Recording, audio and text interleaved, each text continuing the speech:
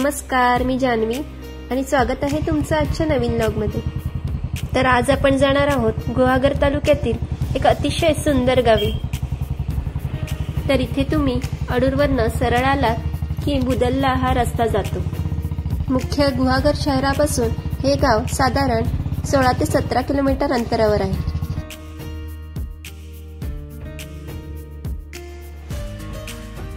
तर आजचा व्लॉग हा खूपच खास असणार आहे, कारण या व्लॉग मध्ये आज आपण निसर्गाने अगदी भरभरून सौंदर्य बहाल केलेले बुदल गाव पाहणार आहोत। तसेच तेथे डोंगरावर असलेले दुर्गादेवीचे अगदी अद्भुत आणि प्राचीन मंदिर देखील आपण पाहणार आहोत।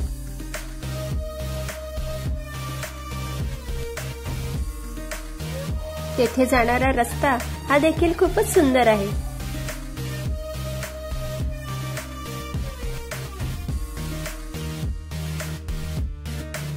तर आपण तिथे पोहोचलोच आहोत। तर येथून पुढे आपल्याला अगदी स्वर्गात गेल्यासारखा भास होणार आहे।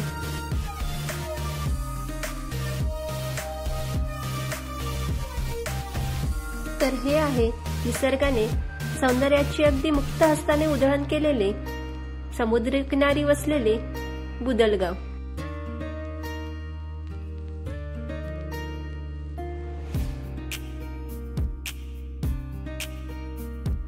आणि हा येथील पांढऱ्या वाळूचा सुंदर असा समुद्र किनारा।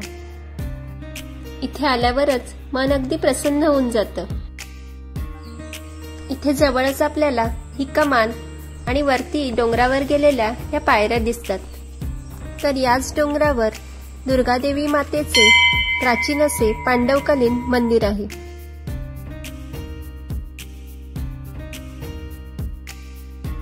हा डोंगर चढून आपण आज मंदिरात जाणार आहोत।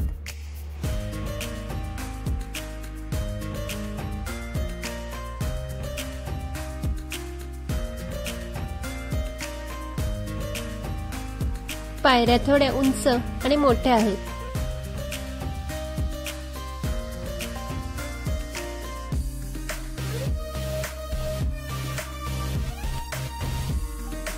पायऱ्या खूप उंच असल्यामुळे दम लागलाय। तर इथपर्यंत या पायऱ्या आहेत आणि पुढून हा कच्चा रस्ता सुरू होतो।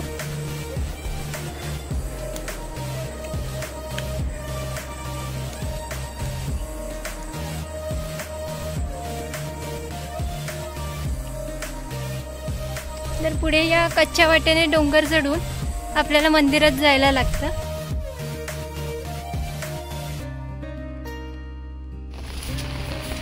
पावसाळा असल्यामुळे आपल्याला सगळीकडे अशी छान हिरवळ पाहायला मिळणार आहे।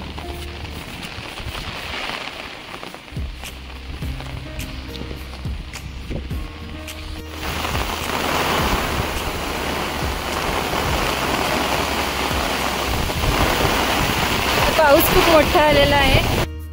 तर खालून वरती मंदिरापर्यंत येण्यासाठी आम्हाला जवळपास 15 ते 20 मिनिटं लागली। तर आम्ही मंदिरापर्यंत पोहोचलेलो आहोत। तुम्ही मंदिर पाहू शकता।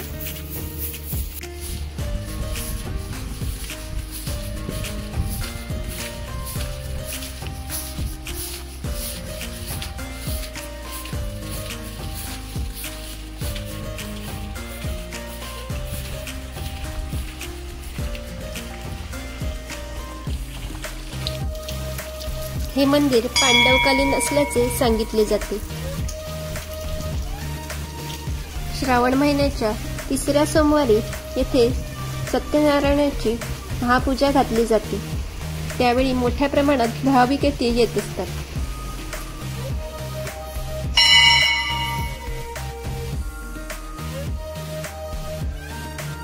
ही आहे देवीची काळ्या पाषाणातील प्राचीन मूर्ती। मूर्ती खूपच सुंदर आणि तेजस्वी आहे।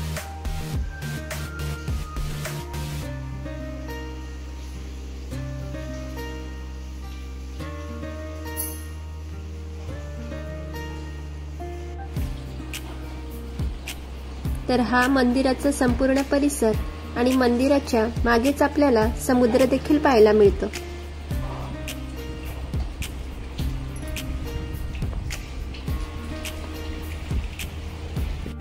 हे अतिशय अद्भुत आणि प्राचीन मंदिर आणि त्यामागेच असणारा अथांग पसरलेला अरबी समुद्र, हे सर्व सृष्टी सौंदर्य अगदी अविस्मरणीय आहे. येथून परत जावेसे असे वाटतच नाही.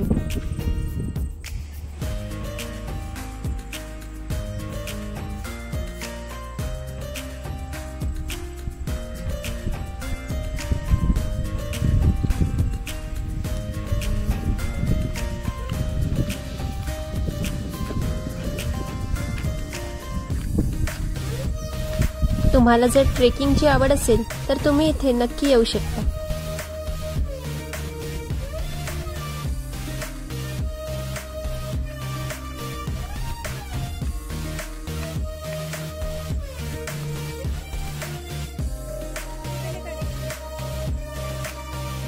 चालताना मात्र सावधगिरी नक्की बाळगावी लागते.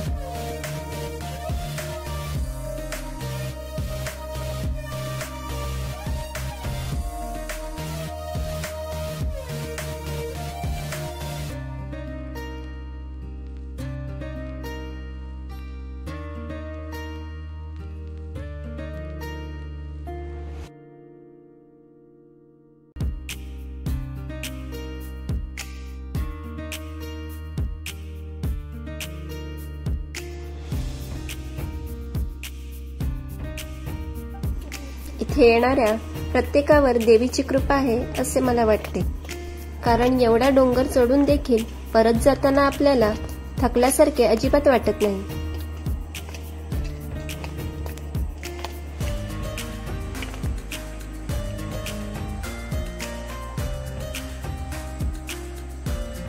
तर आजच्या व्लॉगमध्ये इतकंच. तर आजचा व्लॉग तुम्हाला कसा वाटला हे कमेंट करून नक्की कळवा. व्हिडिओ आवडला असेल तर लाईक करा, शेअर करा आणि चॅनलला सबस्क्राईब करा. धन्यवाद.